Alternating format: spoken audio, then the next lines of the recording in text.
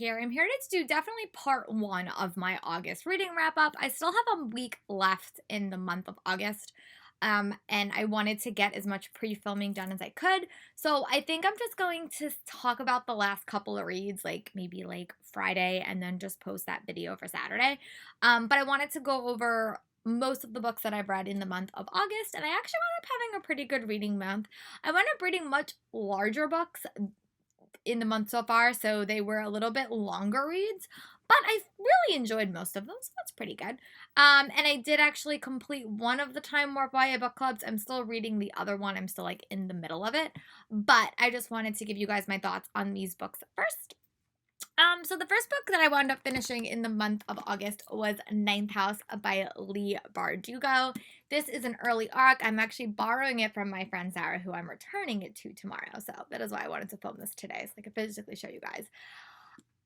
This book was really interesting. It kind of was like Skulls meets City of Bones. That's like a really, really weird crossover.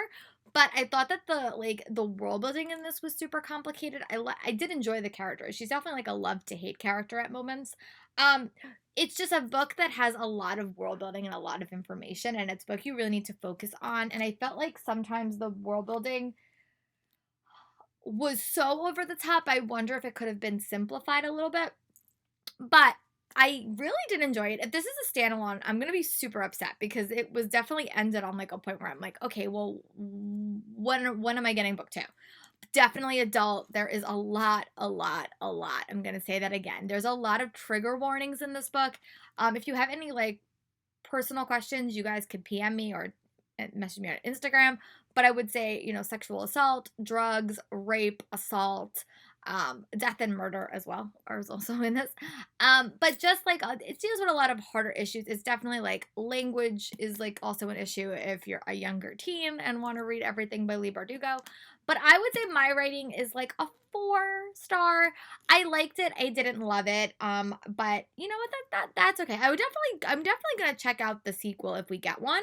But yeah, that's my thoughts on Ninth House by Leigh Bardugo.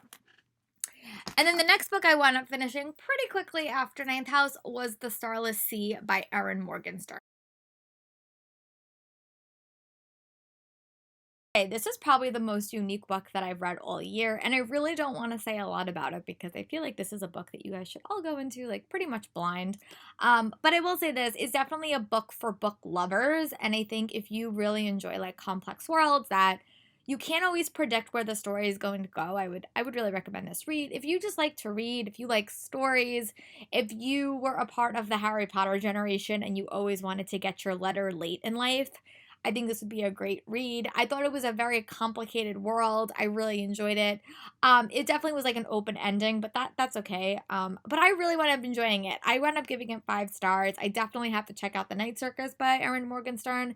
This book comes out in November, and I would highly, highly recommend that you check it out in November. I think it would be a perfect book to read when you are like curled up on a couch with a blanket as the snow is falling down, because it is just that book that captures your attention. So yeah, that's my thoughts on Starless Sea. My full review will go on my blog closer to publication date, but right now, given this 5 stars, right now it's definitely going to be on my favorite reads of the year list. I technically read in July, but I totally forgot to put it in my July wrap up, and I really would like to talk about it. So take that for what it's worth. But the book that I'm talking about is Cinderella's Dress by Shania. I can never say her first name, but I know her last name's Sladen, so I think it's like Shania Sladen. And it's actually from Entangleteen. A pure historical fiction novel with and it just did have elements of magic, but it wasn't the premise of the book. But it basically followed this girl, and she really wants to be involved in window dressing in World War II. Her mom wants her to be a model, and she winds up realizing new relatives come to town, and she winds up realizing that she's in charge of Cinderella's dresses, and she's their keeper. And it's like the whole story was really a fun read. I really liked it. I felt like she was such a relatable character. There was a bunch of romances. There was a lot of family dynamics that came up in this book.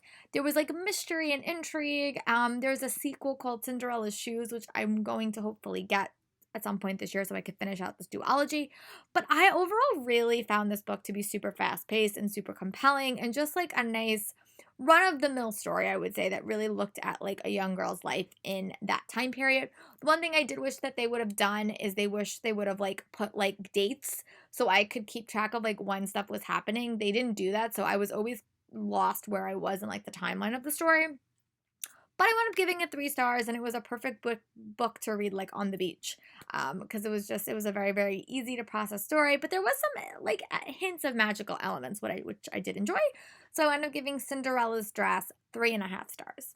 I almost got trampled at BookCon to get, so I knew I had to read it in a timely fashion.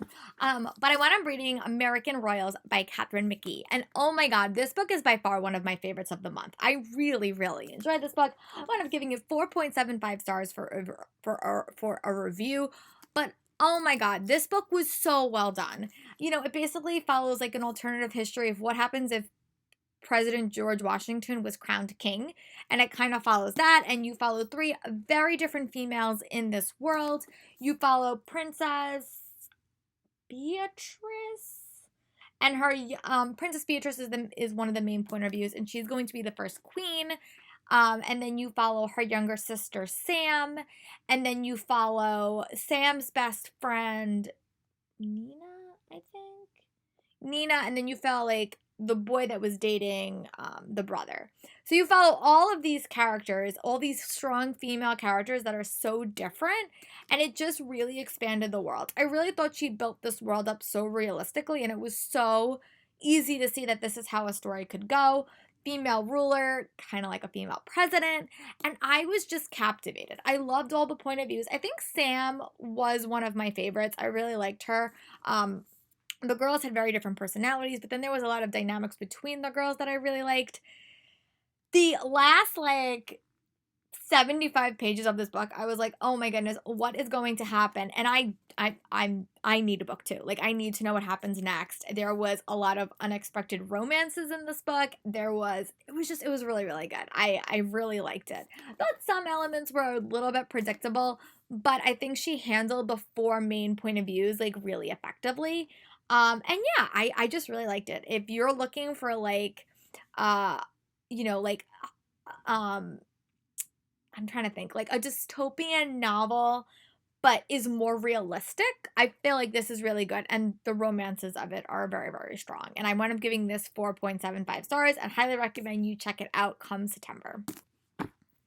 Trying to do better with my sequel reading was The Camelot Code, Geeks and the Holy Grail.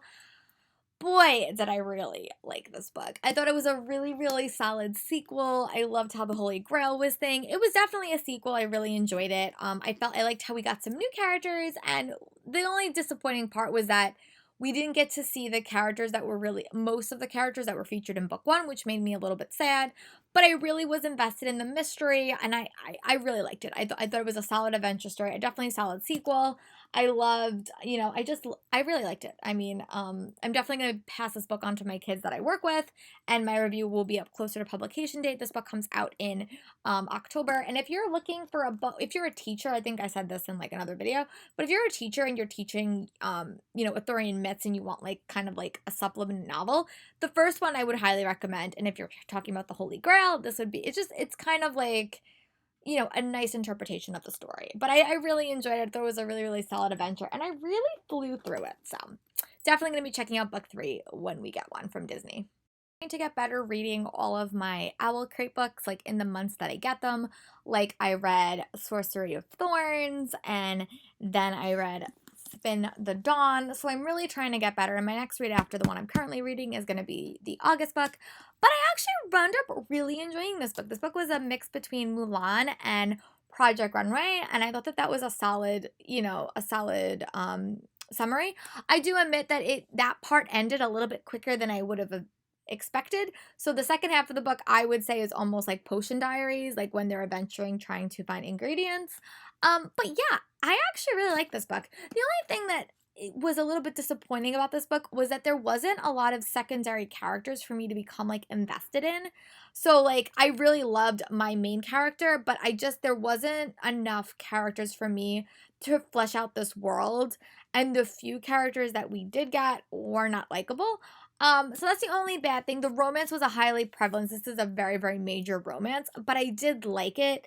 This book did not go the way I was thinking it was going to go, so I'm definitely going to be checking out book 2. They actually did reveal the title in this edition, but it was a solid read, and I wound up giving it 4 stars. Up finishing was The Bells by Danielle Clayton, and ironically I wound up meeting her the next day, and I actually again really like this book as well. This book is like a dystopian novel with some fantasy elements about girls that are bells, and they are chosen to like create beauty in the people of their town because their actual parents makes them look kind of like zombies. So she is wound up chosen to be a belle, and it's a lot of political drama, like a lot of it. I thought the ending of this book was a little bit rushed. But her story was not a typical path that I was like expecting from her character. But it definitely was a fast-paced read. The ending was a little bit rushed, and I really wanted like to slow down and like clarify some stuff that happened. But overall, I wound up giving this book like 4 stars, and I went and got Everlasting Rose, so I hope to read that one soon. But again, if you're looking for kind of more of like a dystopian read, like with magic and corruption, this might be it. And I really liked her as an author, so yeah, definitely would like it, and definitely going to check out the Everlasting Rose. And then the second to last book that I finished in this section was The Antidote by Shari Sackler. And this was a fantasy read that I just picked up. I got it from the library and actually been wanting to read it for like a while. But it basically follows this character named Fee. And her town, there is like a curse that like a illness that takes over, and she winds up trapped in this town with her best friend who is supposed to be king. And it's like just like an adventure story, and the prince wind up getting sick, and she's the only person with healing abilities that can save him. But healing or magic in this community is like outlawed. I really like the friendships dynamics in this book. It's not very often in YA literature that you find a book solely about friendship. I really did like the fast-paced plot. There was a lot of exposition in this book, so it sometimes got a little bit tedious to read. But I still really did like the world building and the characters, and I would wind up giving this book 4 stars. I finished reading in this month was Don't Say a Word by Amberlynn Nashash. I'm actually on a blog tour for this book, and my review goes up on Thursday.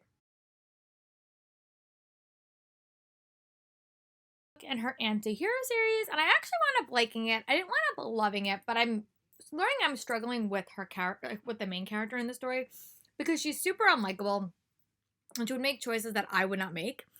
But I am really invested in like the mysteries and in like the larger mysteries and the smaller mysteries. I will admit this plot really took me by surprise, and I was unable to predict the ending.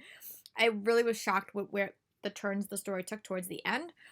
I really do like all the side characters in the story. The romance is harder for me because I always like the non-popular romances. I've said this in a lot of my videos. I'm always the person shipping like the unlikely relationship. Like I really like Kayleen with her ex, her actual ex, and I know the romance in this book is with her with the FBI agent. But I don't like them together. I'm sorry, I just don't. But that's okay. But I'm really liking the side characters. I'm loving AJ and I'm loving Garrett, and I actually fan casted this whole book on my blog post, so go check it out over there. I did some of my favorite actors. Many from 13 Reasons Why.